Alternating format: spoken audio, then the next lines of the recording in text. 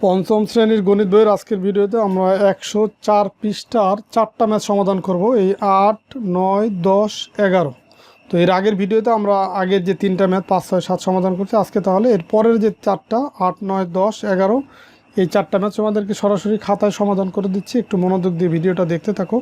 তো দেখো এই 8 নম্বর যে অঙ্কটা আছে, 8 নম্বরে এখানে বলছে যে তোমার একটি দোকানে ৩,২০০ টাকার পণ্য 20% কমে বিক্রয় করা হলো। পণ্যটির বিক্রয় মূল্য কত? এখন এইখানে যে 20% কমে বিক্রয় মূল্য, দেখো 20% কমে মানে কি? 100 টাকার জিনিস কিনলে সে বিক্রয় করবে 20 টাকা আরও কম, মানে 100 বিয়োগ হচ্ছে 20। তার মানে 20% কমে বিক্রয় মূল্য কত হবে? বিক্রয় মূল্য হবে 100 বিয়োগ হচ্ছে 20, এত টাকা। তো এখন যদি 100 থেকে 20 বিয়োগ করি তাহলে কত পাবো? 80 টাকা পাবো। মানে 20% কমে বিক্রয় মূল্য হবে 80 টাকা। মানে কম হলে বিয়োগ করতে হয়, আর যদি লাভ বা হয় তখন তোমার আবার যোগ করতে হয়।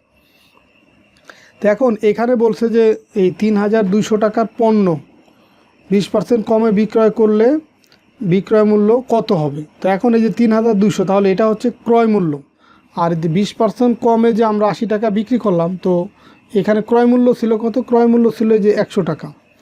এই পার্সেন্টেজ বা শতকরা চিহ্ন থাকলে সেটা 100-র সাথে এই মানটা তুলনা করা হয়। আর যেহেতু এই 80 হচ্ছে বিক্রয় মূল্য, তাহলে ক্রয় মূল্য কত হবে? 100 টাকা। এখন এইখানে দেখো বের করতে বলছে বিক্রয় মূল্য। বিক্রয় মূল্য যদি বের করতে বলে তখন যেটা বের করতে হবে সেটা ডান পাশে থাকতে হবে। তাহলে এখানে লিখব যে ক্রয় মূল্য 100 টাকা হলে বিক্রয় মূল্য সমান কত? 80 টাকা। এখন সুতরাং ঐকিক নিয়মে করব। সুতরাং ক্রয় মূল্য যদি 1 টাকা হয়, 1 টাকা হলে বিক্রয় মূল্য কত হবে? কম হবে, আরও কম হলে কি? ভাগ 80 ভাগ হচ্ছে এই যে 1 যে মানের নিচে লিখবো ওই মানটা 100, এত টাকা। এখন এইখানে দেখো অঙ্কের ভিতর দেয়া আছে যে ৩,২০০ টাকার পণ্য, তার মানে ওই ৩,২০০ এটা হচ্ছে ক্রয় মূল্য। তো ক্রয় মূল্য ৩,২০০ টাকা হলে বিক্রয় মূল্য কত হবে? এখন আবার বেশি হবে, বেশি হলে গুণ হবে। দেখো 1 টাকায় যে বিক্রয় মূল্য, ৩,২০০ টাকার ক্রয় মূল্য হলে বিক্রয় মূল্য আরও বেশি হবে, বেশি হলে সেটা গুণ হবে। ৩,২০০ গুণ করলাম উপরে, আর নিচে আসবে কত? 100। এখন এটা যদি আমরা কাটাকাটি করি, দেখো এই উপরে নিচে যদি শেষের দিকে শূন্য থাকে সেটা কাটাকাটি করা যায়। তার মানে এইখানকার 2 শূন্য, এইখানকার 2 শূন্য আমরা কেটে ফেললাম। তাহলে এখন এইখানে আমরা পেলাম কত? 32, আর এখানে পেলাম 80। তো এই 80-র শূন্য যদি আমরা বাদ দিই, থাকে শুধু 8। 8 দিয়ে যদি এই 32-কে গুণ করি, এই 8 দুগুণি 16, 6 হাতে আমার 1, 3 8 24, আর 1 কত? 25। আর এই বাদ দেওয়ার শূন্যটা এখন দিয়ে দিলাম। তার মানে 2,560 টাকা এটা হচ্ছে বিক্রয় মূল্য। তাহলে এই বিক্রয় মূল্য যে বের করতে বলছে, তাহলে এটাই হচ্ছে তোমার এই ম্যাথের উত্তর। এরপরে দেখো আমরা 9 নম্বর অঙ্কটা সমাধান করব। 9 নম্বর অঙ্ক। 9 নম্বর অঙ্কে দেখো দেয়া আছে যে একজন বিক্রেতা কৃষকের কাছ থেকে সবজি কিনে 40% লাভে 6,300 টাকায় বিক্রয় করলেন। সবজি ক্রয় মূল্য কত? এখন দেখো এখানে ক্রয় মূল্যটা বের করতে বলছে। তাহলে এখানে বলছে 40% লাভ, তো তাহলে 40% লাভে বিক্রয় মূল্য কত সেটা আমরা বের করব। 40% লাভে বিক্রয় মূল্য। তো দেখো লাভ মানে কি? তখন যোগ করতে হবে। এই 100 যোগ হচ্ছে 40, এত টাকা। তাহলে দেখো 100 আর 40 যোগ করলে কত হয়? 140 টাকা। এটা হচ্ছে বিক্রয় মূল্য। আর ক্রয় মূল্য কত হবে? যেহেতু পার্সেন্টেজ বা শতকরা চিহ্ন আছে, তার মানে এই যে 100 এটা হচ্ছে ক্রয় মূল্য। তো এখন এইখানে আবার বের করতে বলছে তোমার ক্রয় মূল্যটাই বের করতে বলছে। তার মানে ক্রয় মূল্য ডান পাশে রাখবো, বিক্রয় মূল্য তাহলে আগে রাখবো। যে বিক্রয় মূল্য 140 টাকা হলে ক্রয় মূল্য সমান কত? 100 টাকা। মানে অঙ্কে যেটা বের করতে বলে, যদি বিক্রয় মূল্য বের করতে বলে তখন বিক্রয় মূল্যটা ডান পাশে চলে যাবে, যদি ক্রয় মূল্য বের করতে বলে ক্রয় মূল্যটা ডান পাশে যাবে। এখন সুতরাং বিক্রয় মূল্য যদি 1 টাকা হয় তাহলে ক্রয় মূল্য আরও কম হবে, কম হলে কি হবে, ভাগ 100 ভাগ হচ্ছে এই 140, 140 এত টাকা। আর এইখানে দেখো এই বিক্রয় মূল্য দেওয়া ছিল কত, 6300 টাকা। তো সুতরাং বিক্রয় মূল্য যদি তোমার 6300 টাকা হয়, 6300 টাকা হয় তাহলে ক্রয় মূল্য কত হবে, এখন আবার বাড়বে, তাহলে গুণ করবো, 100 গুণ হচ্ছে 6300 ভাগ কত, 140। তো এখন দেখো এই শেষের শূন্য হচ্ছে কাটাকাটি করা যায়, তাহলে এইখানকার এই শেষের শূন্য উপরের একটা শেষের শূন্যর সাথে আমরা কাটাকাটি করে দিলাম। তাহলে কাটাকাটি করলে এখন উপরে থাকলে 100 আর হচ্ছে এই 630। এখন দেখো এইখানকার দুইটা শূন্য যদি আমরা বাদ দিই তাহলে থাকে শুধু এক দিয়ে এটাকে গুণ করলে 630 এটাই থাকে। এখন এই বাদ দেওয়া দুইটা শূন্য সেটাও তাহলে এখন দিয়ে দিব, আর নিচে থাকে কত, 14 এত টাকা। তাহলে এখন এটাকে যদি আমরা ভাগ করি 6000 একক দশক শতক হাজার অযুত মানে 63,000, এটাকে ভাগ করব কত দিয়ে, 14 দিয়ে। 14 দিয়ে যদি ভাগ করি, দেখো 14 63-র ভিতরে কতবার যায়, 14 63-র ভিতরে যাবে হচ্ছে 4 বার। 14 দুগুণে 28, 4 14 হচ্ছে 56। 14 ঘরের নাম তো তুমি জানো, তাহলে কিন্তু এগুলো খুব সহজ হয়ে যাবে তোমাদের জন্য। 4 14 56 বিয়োগ করলে এখানে পাবো 6 আছে কত হলে 13 হবে, 6 আছে কত হলে 13 হবে, 7 হলে, হাতে আমার 1 আর 5 6 6 6 মিলে গেল। তো এখন এখান থেকে এই একটা শূন্য নামাইলাম, তাহলে কত হলো, 70। দেখো এই 4 14 56, 5 14 হচ্ছে 70, তাহলে এখানে হবে 5 দিয়ে 14কে গুণ করলে দেখো 4 5 20-এর শূন্য, হাতে আমার 2, 5 কে 5 আর 2 7, 70 মিলে গেল শূন্য।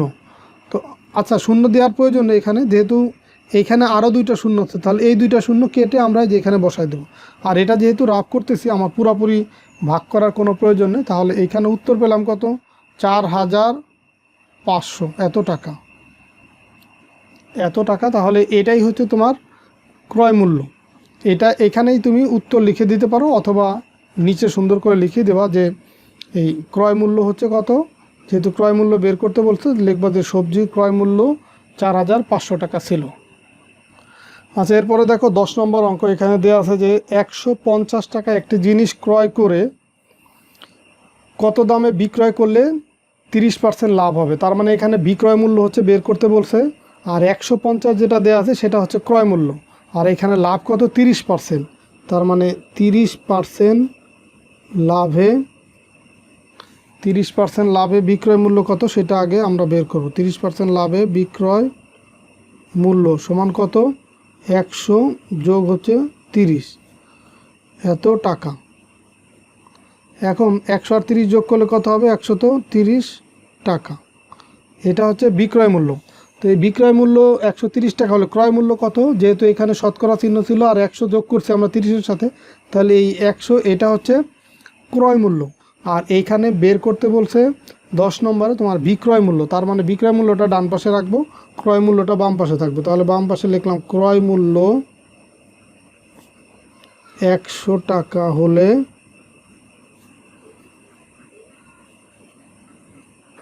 বিক্রয় মূল্য সমান কত, 130 টাকা। 130 টাকা এটা হচ্ছে বিক্রয় মূল্য। এখন সুতরাং ক্রয় মূল্য যদি 1 টাকা হয়, ক্রয় মূল্য 1 টাকা হলে বিক্রয় মূল্য কি কম হবে, কম হলে ভাগ 130 ভাগ হচ্ছে কত, এই 100 এত টাকা। এখন ক্রয় মূল্য দেখো অঙ্কের ভিতরে দেয়া আছে কত, 150 টাকা। তো ক্রয় মূল্য 150 টাকা হলে বিক্রয় মূল্য এখন আবার বেশি হবে, বেশি হলে কি হবে, গুণ, গুণ হচ্ছে 150, নিচে আছে কত, 100। এখন এটা যদি আমরা কাটাকাটি করি, এইখানকার শেষের শূন্য এখানকার শেষের শূন্য কাটাকাটি, এটার সাথে এটা কাটাকাটি, তার মানে উপরে থাকলো হচ্ছে 13 আর এখানে আছে 15। তো 13 আর 15 যদি গুণ করি, দেখো এই 15কে যদি আমরা 10 দিয়ে গুণ করি তাহলে 10 15 হচ্ছে 150 মানে 150। আরও এখানে 3 আছে, 3 পনেরো 45, তাহলে 150 আর 45 কত হবে? 150 আর 45 হবে 195, এত টাকা। এটাই কিন্তু তোমার উত্তর। তো তুমি এইভাবে যদি মুখে মুখে গুণ না করতে পারো, এখানে প্রয়োজনে দেখাই দেবা যে দেখো 15 গুণ হচ্ছে 13। তাহলে দেখো এখন যদি গুণ করি, এই 3 5 15 5, হাতে আমার 1, 3 অক্ষে 3 আর 1 4, 1 ঘর 0, 5 অক্ষে 5, 1 অক্ষে 1। এখন যদি আমরা যোগ করি, এখানে পাবো 5, 5 আর 4 হচ্ছে 9, এই যে 1, দেখো 195 পেলাম। তাহলে এটাই কিন্তু তোমার উত্তর 10 নম্বর অঙ্কের। এরপরে দেখো আমরা হচ্ছে 11 নম্বর অঙ্কটা করব, যে উপকূলীয় একটি উপজেলার জনসংখ্যা ছিল 76,350 জন। সমুদ্র উপকূলে পানির উচ্চতা বৃদ্ধির কারণে 4% মানুষ অন্যত্র চলে যায়। এই যে 4% মানুষ চলে যায় মানে কি? 100 জনের ভিতরে চলে যায় হচ্ছে 4 জন। তাহলে বর্তমানে ওই উপজেলার জনসংখ্যা কত হবে? দেখো 11 নম্বর, এই 4% চলে যায়, এটা থেকে আমরা এটার আলোকেই লিখব যে 100 জন লোকের ভিতর